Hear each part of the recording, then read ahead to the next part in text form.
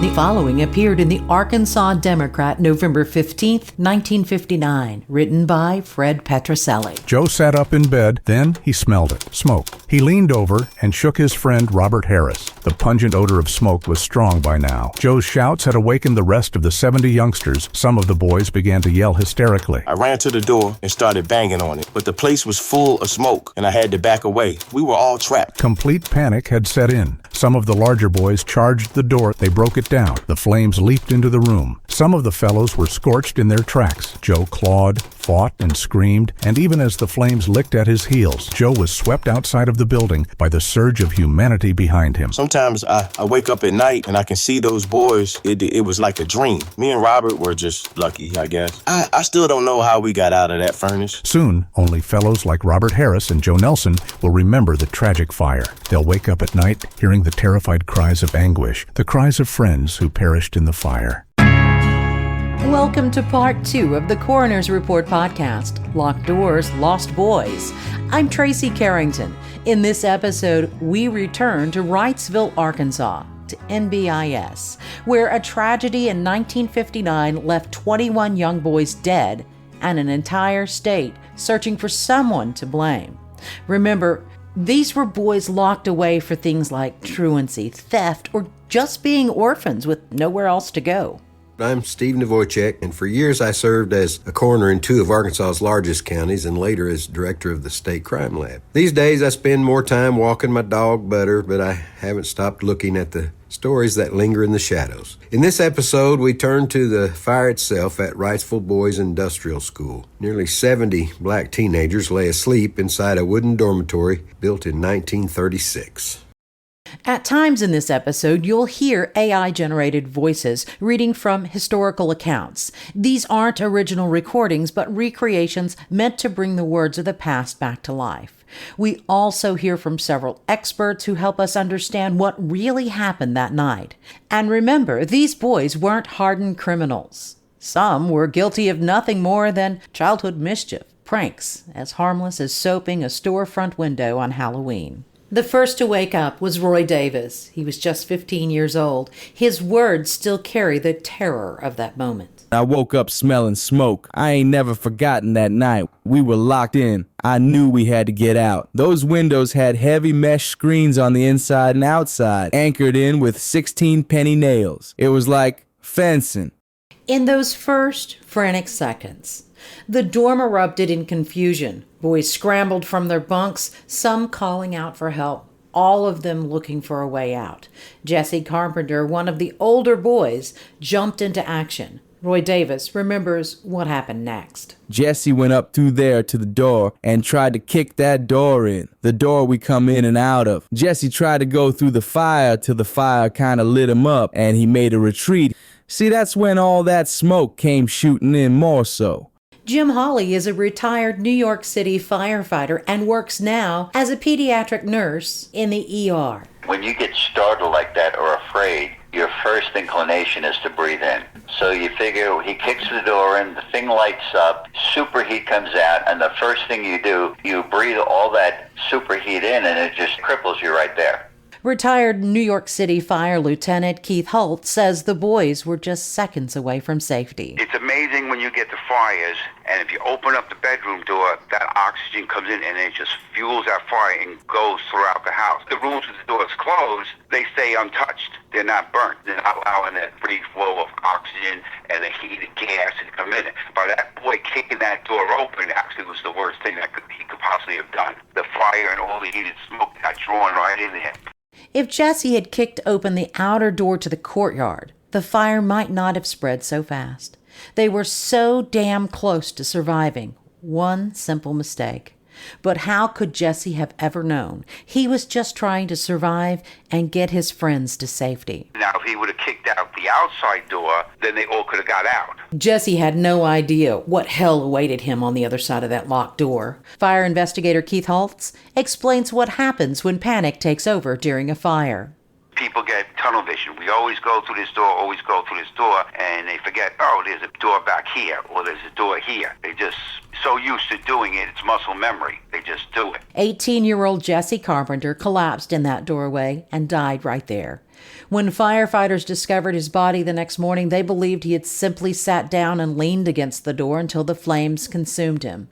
It wasn't until Roy Davis was interviewed by the Arkansas Times in 2008 that we realized what actually had happened. Think about that. The door didn't save them. The door made it worse. When it opened, the fire got a blast of oxygen.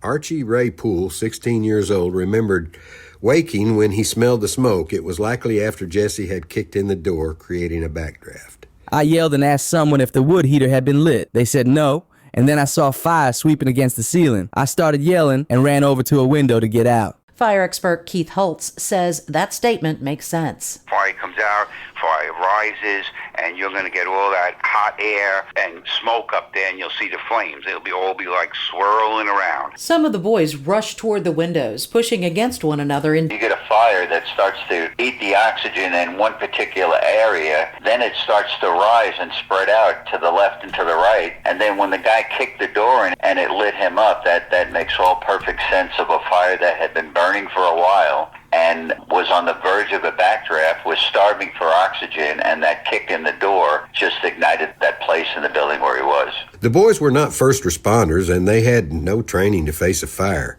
They woke in darkness and smoke, disoriented and afraid.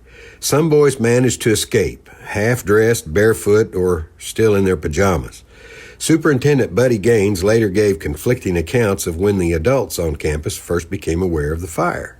Wilson Hall was the first to reach the building, and he entered through the front door, which opened into the classroom. Hall tried to go through the room to the dormitory door, but was driven back by the flames. That's when he ran around the building and tried to reach the dormitory door that opened into the courtyard, but couldn't get to it because of the heat from the fire. Some of the boys rushed toward the windows, pushing against one another in desperation. Our fire expert, Keith Hulse, says in a fire, you have just one goal. And then once it was a mad rush, you have 70 people trying to get out two windows. The windows were big, but they're up a little, so it's not like windows were low to the ground. You have to get up and get out. A few hours later, Robert Patterson described the scene to reporters. The smoke and flames spread so quick, I thought I'd never get out. They just fought something terrible to get out of the windows. Someone pushed me down. Somehow I got up and crawled out the window. George Williamson was also 16 and says he woke up to chaos. It was a madhouse. The room was full of smoke, and it seemed like everybody was trying to get out at the same window. Jim Hawley paints a stark picture of what these boys faced, waking up to the smoke, the chaos, and the heat so intense that instinct just took over.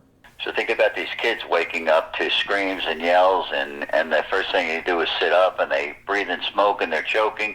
They can't see 2 feet in front of them, and they just kind of all go to congregate to one place away from the fire. And unfortunately, that was a place where they had no egress out of the building.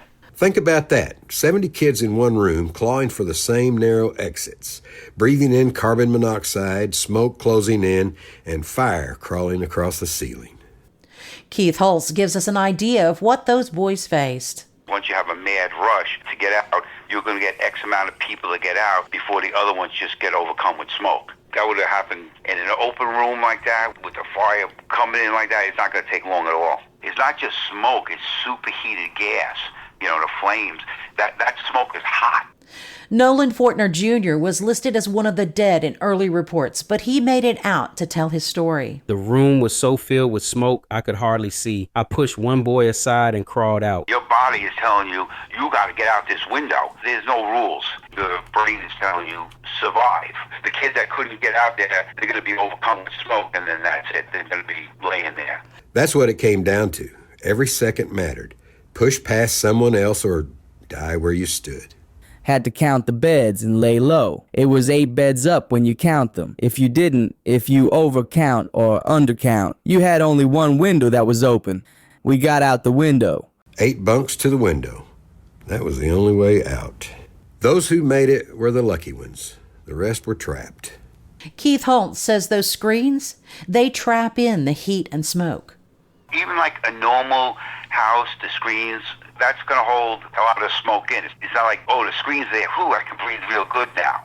Even with just regular screens, it keeps the heat and smoke in there. I mean, you put your mouth up against it, you'll get some air, but you have to realize that you have not just smoke, it's going to be heated smoke. Hot gases are in the smoke. It's like heated smoke. So now you're starting to get burnt. And once you start coughing, what do? You cough, and then you inhale bigger.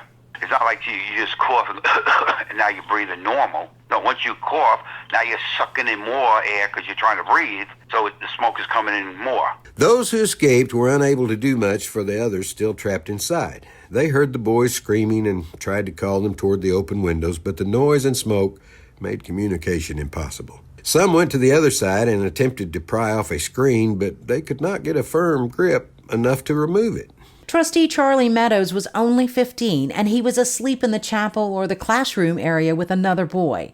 He was haunted by what he saw that night. Another inmate woke me up, and I saw the fire in the caretaker's office. I tried the door to the dormitory and found it locked. I went around to the rear of the dormitory building and removed the window screen. I ran for help, and then I ran back to the dormitory and tried to help some of the boys climb out of the window, but the flames were just too hot.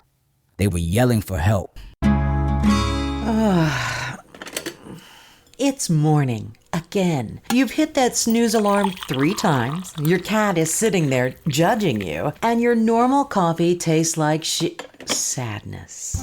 Enter BadRabbitCoffee.com. Roasted right here in Western Pennsylvania in small craft batches because life's too short for mediocre caffeine. And BadRabbitCoffee.com will ship it straight to your door. Yes, worldwide. So even if you're hiding from adulthood in another time zone, you can still start your day like a civilized human. Tastes like motivation. Get your monthly coffee fix at BadRabbitCoffee.com. Bad Rabbit, because mornings are hard enough. Wilson Hall, the farm manager, was also trying to get the boys out. They were screaming and hollering in there. You couldn't make out any words or anything. In the end, survivors said that luck alone determined who lived and who did not. Imagine waking up and not knowing if the nightmare was real. That hesitation, just a few seconds, might have cost lives. Fire expert Jim Hawley says the fire was like an explosion.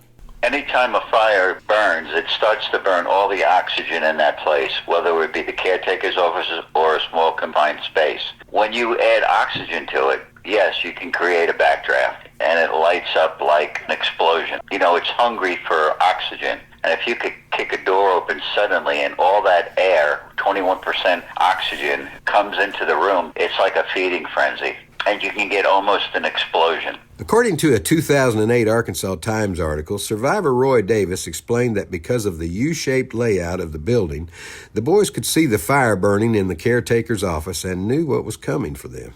A severe storm had passed through the area that night. After the front moved on, the temperatures dropped to 38 degrees. Many of the boys escaped with little clothing. Archie Poole remembered those conditions. As I climbed out of the window, I could see the other kids fighting each other to get out. There was a whole lot of smoke and shouting. Then I saw Charlie, the night sergeant, had managed to get one of the window coverings off. So I got out. After we got outside, a bunch of us started yelling to the others the way to get out. But there was so much smoke and everything by that time that I guess they didn't hear us. I saw one boy with blood running down his arm where he broke a window to get out. At one window, 4 boys were hitting the window with a chair, trying to get it out. The Charlie, whom Poole mentioned, was a 16-year-old Charlie Meadows, the trustee, who acted as night sergeant but didn't have a key to the dormitory. George Gray was just 14 years old and from Little Rock. He somehow made it through a window. The newspaper described a kid who was in shock. All he could manage to do is stutter out his name, his age, and his hometown. He had been cut on his right ear escaping. By the time the boys fought their way out, the dormitory was an inferno. The boys were left stunned, half-dressed and shoeless, standing watching their friends being burned alive. Superintendent Buddy Gaines tried to save those boys. I got a call around 3:15 in the morning. The dormitory was burning fiercely when I got there. The boys were screaming inside. I tried to get in, but it was impossible. I can't imagine the terror and just sheer frustration felt by the boys and the staff at the school. The boys watched the building collapse with their friends inside. And then came the sound of sirens. The call had gone out to Little Rock. Although Wrightsville was outside the city limits, the Little Rock Fire Department dispatched Engine 13 from its Roosevelt Road station about 10 miles away. The fire department logged Engine 13 rolling out of the station at 4:33 a.m. The trip would have taken close to 18 minutes. When the 3-man crew arrived, they faced a scene of devastation. But back then it would be like normal to have a rig that size. Unfortunately, they didn't have any hydrants in the area where they could have hooked up to the hydrant. They had 3 guys working, and then later on they got relieved by these other 3 or 4 guys. Back then, there was no OSHA that said you have to have X amount of men on a fire engine. Captain William Seaton later recalled the moment his firefighters tried to get water to the flames. The call came in at around 3:30 a.m. A pumper from Little Rock rolled to the scene and arrived at about 4:45 a.m. We had to build a ramp and stretched hose to the nearest water in the swimming pool. That was about 550 feet away. Keith Hulse says firefighters really were hampered by no water. If you have access to water, that's the main thing. When you pull up and there's no hydrants and all you have is a little pool, even when they draft, you get only like X amount of minutes and then you're out of water. It's not like you put that hose to draft and now you have all the water you want. Once that sucks up, that's it. You're out of water. After the pool was dry, I guess they could have hooked up to the well that was there. Remember, this was just outside the city limits, sitting in the middle of a cotton field. Jim Hawley says by this time, there wasn't anyone left to rescue. The first responding engine or pumper truck should have water on it for a quick attack. Some of them in rural areas like that, they carry 1,000 gallons of water on. They would give them a good 10 minutes of fire suppression while the secondary units come in to find the water source and get the water to the original engine in front of the scene. If you come into a fully involved building that's supposed to be occupied and the roof is already caved in, it's been burning for over an hour, well, at that point, it becomes not search and rescue anymore. It's just recovery and suppressing the fire. According to historian Griff Stockley, the firefighters faced another obstacle on arrival. The ground was so muddy that they had to lay down 60 feet of lumber to keep the fire truck from sinking. Only then could they draw water from the school's pool in an effort to cool the burning building. Captain Seaton later stated that it took 45 minutes after their arrival to get water on that fire. By the time water reached the building, there was little fire left to fight. The exact time when reporters arrived is unclear, but records suggest members of the press reached the scene relatively early and started asking questions. As firefighters cooled the smoldering remains, they made a grim discovery. Beneath the collapsed structure, the bodies of the boys began to appear. The body of one boy, Jesse Carpenter, was found in the doorway leading to the chapel. He died where he fell after kicking in the door to escape. 2 more were along the south wall toward the rear of the wing, and the other 18 were found in a 15-foot space at the 2 rear windows on the north side. Jim Hawley says these reports make sense. There was one way in, one way out. The fire started in the front of the building, which makes perfect sense. And all the bodies were located at the farthest point away from the fire that they could get because they had no way out. All the windows were wired shut. They were piled on top of each other. First responders at the scene were horrified. One state police trooper on the scene told the press he'd been with the state police for 20 years, and it was the worst disaster he'd ever seen. He said the smell from the scene made him sick. Superintendent Buddy Gaines was visibly upset. You just never expect something like this to happen. Those were my boys in there. 15-year-old Roy Davis remembers 3 ambulances came out, but they only took the dead away. He vividly remembered the smell. It took a month to get that scent off, that body scent. Little Rock Fire Chief Gun Nally said he had been with the department for 30 years, and this was the worst in lives lost that the city had ever seen. First responders were not the only ones at the scene. Arkansas Governor Orval Faubus arrived at 6:15 that morning. That was right before sunup. Orval Faubus knew this was a story he had to get out in front of, and he also knew how to play the game of politics. Spin, spin, spin. Or lie, lie, lie. Exactly. Reporters at the scene said Faubus was visibly shaken by what he'd seen. I mean, who wouldn't be? It was quite the year for old Orval. Remember, he was fresh off the Central High crisis when Eisenhower sent troops to Little Rock so black teens could attend school. Faubus responded by closing the city's public schools for the entire academic year. Of course, the boys' industrial school wasn't closed, and Faubus knew he better get to politicking. There's supposed to be a man in each building to warn the boys of any such disaster as this. All the boys could have escaped before the fire cut off their means of exit had there been someone in the building with keys to unlock the doors. There's absolutely no reason for this to happen the way it did, except because of negligence on the part of someone. The building had no fire alarm system, not even a telephone. I went through the building and other facilities with Superintendent Gaines just last year. I gave special attention to the safety features, fire extinguishers, means of ingress and egress. All that cost money, and there was no money for poor black kids in the budget. Faubus was outraged and called for an investigation. And that's when the politicking kicked into high gear. This was perhaps the worst facility of them all, and it would not have happened here if adequate precautions had been taken. Remember, there's plenty of blame to go around. Yep, Faubus showed little concern for conditions at the school while the boys were working in the fields.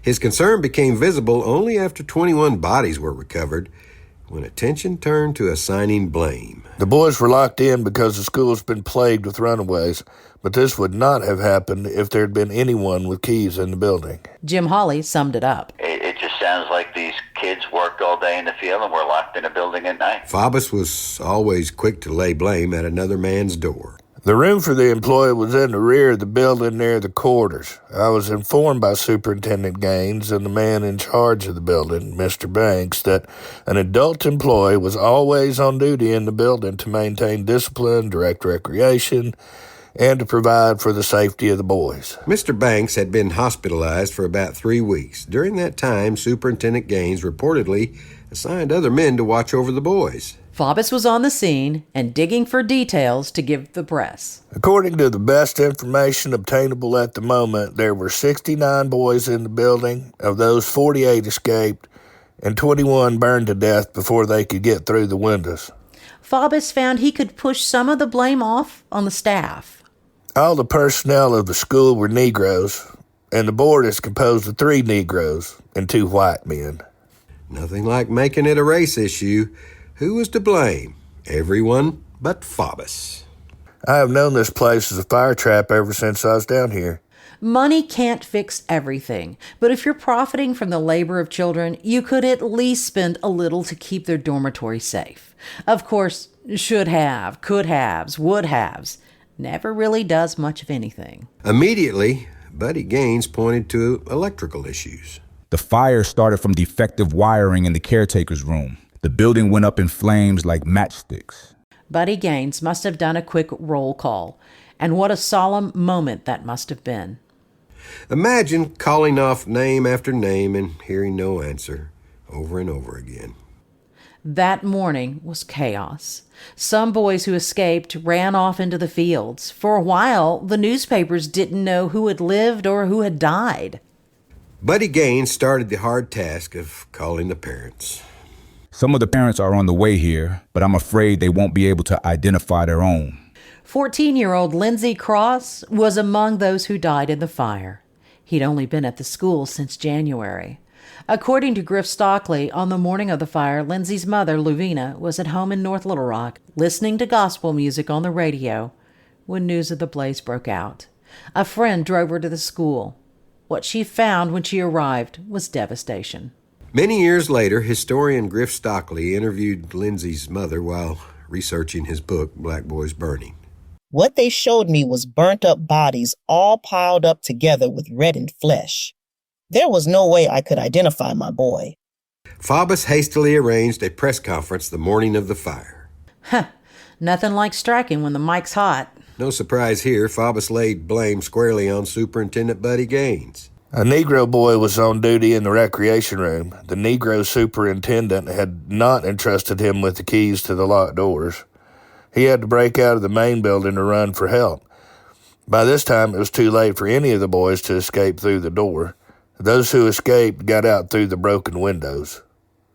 The politicking and the ever-changing stories really did nothing to stop the questions. The entire state was left reeling from the news, asking the same questions still raised today. How the hell did this happen? And this concludes part 2 of Locked Doors, Lost Boys on the Coroner's Report podcast. If you like what you've heard, please like, follow, and share. You can find us at thecoronersreport.net or on any social media platform at The Coroner's Report Podcast. Thanks goes out to our voice actors J.D. West, Alan Prather, and Savvy Valentine. Special thanks to Keith Hulse, Judge Steve Teskey, Marlon Weems, Dr. Brian Mitchell, Jim Hawley, and Guy Lancaster. This episode would not have been possible without the decades of research conducted by Griff Stockley for his book Black Boys Burning, the 1959 fire at the Arkansas Negro Boys Industrial School, published by the University Press of Mississippi. For additional context on race and history of the state, we recommend Race and Ethnicity in Arkansas, also from the University of Arkansas Press. We also want to thank Encyclopedia Arkansas, the Journeyman Newsletter on Substack, the Butler Center for Arkansas Studies, the Bobby Roberts Library of Arkansas History and Art, the Central Arkansas Library System, and the University of Arkansas Little Rock Center for Arkansas History and Culture. With any research project, we'd be lost without the Arkansas Democrat Gazette, the Arkansas Times, and AY Magazine. Copyright 2025 Aussie Grove Media Group, LLC.